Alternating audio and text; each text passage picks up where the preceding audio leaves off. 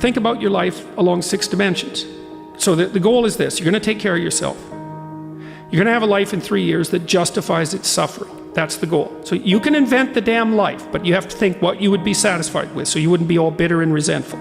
It's like, okay, what do you want from your family? What do you want from your friends? How are you going to educate yourself? What do you want for your career? How are you going to use your time outside of work? How are you going to handle drugs and alcohol and other temptations like that? How are you going to keep yourself mentally and physically healthy? And these are open questions, like you get to answer them. The idea is you can have whatever you want, but you have to figure out what it is. It has to be realistic, and you have to figure out what it is. It's okay, so now develop a vision. What's your life going to be like in 3 to 5 years? So you write it down. Your bad habits and your resentment and your bitterness and all of that, your procrastination gets completely out of hand, and you auger down, and you're in your own personal version of hell in 3 to 5 years. What does that look like? Well, everyone knows that. It's like everyone can look into the future and think, well, if I keep going on this dark path, this is where I'll end up. Well, then you've got little hell outlined for yourself to run away from, and you got a little heaven outlined for yourself to run towards, and then you're motivated. Because sometimes, you're just hopeful. I would like a good thing to happen. It's like, yeah, but I'd like to drink half a bottle of whiskey tonight too. It's like, so which is it going to be? Well, just being hopeful about the future might not be enough, but then you think, oh, I see, like there's that little hell thing that I outlined that's waiting for me. And maybe I'm afraid of taking the next step forward because it's demanding and challenging. It's like, yeah, I'm afraid of that, but I'm way more afraid of where I might end up if I don't get my act together. And people should be. That's why there are conceptions of hell in so many religions. It's like, hell's a real place. Whether it's eternal, that's a whole different question. Whether it's waiting for you in the afterlife, that's a whole different question.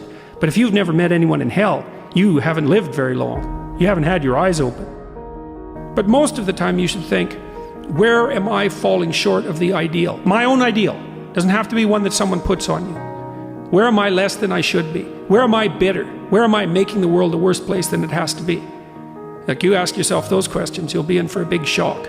Say, well, what would happen if you stopped doing that? Stop saying things that make you weak. Stop telling lies that you know to be lies. Stop doing things you know to be useless and counterproductive. Aim high, adopt some responsibility, and then see what the hell happens. You want to lay your life out so that it's providing you what you need to not be bitter and to work for your best interests and for the interests of everyone else. That would be lovely, and I think it's attainable. And one of the things that I've also been telling people, informing people about, is the idea that life isn't a game. It's a series of games. And the right ethic is to be the winner of the series of games. And part of that means you have to learn how to be a good loser.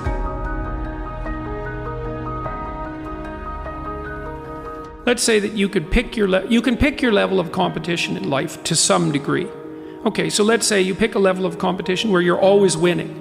It's like, well, all that means is you've picked the wrong level of competition. Yes. To be a winner, you want to be disciplined, you want to know what you're doing, and then you want to be on the edge where your skills are being developed.